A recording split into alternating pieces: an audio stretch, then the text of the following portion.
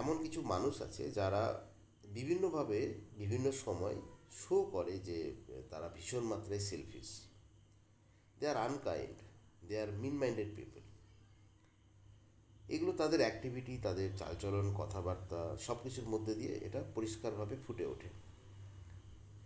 সেটা দেখার পরও আমাদের মতো কিছু মানুষ আছে, আমরা নিজেদেরকে বোঝাই না না সে খুব ভালো মানুষ, তারা আনকাইন্ড হতে পারে না।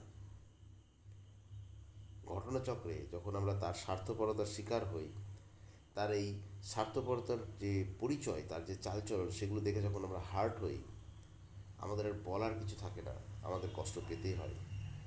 তার থেকে বেটার আগেই যখন বুঝতে পারছি তার চালচলনে, নিজেকে সেই জায়গায় রাখা, যাতে তার স্বার্থপরতা এই ব্যবহারগুলো দেখে বা তার এই অমানবিক যে আচরণ সেগুলো দেখে যেন নিজে কষ্ট না পায়।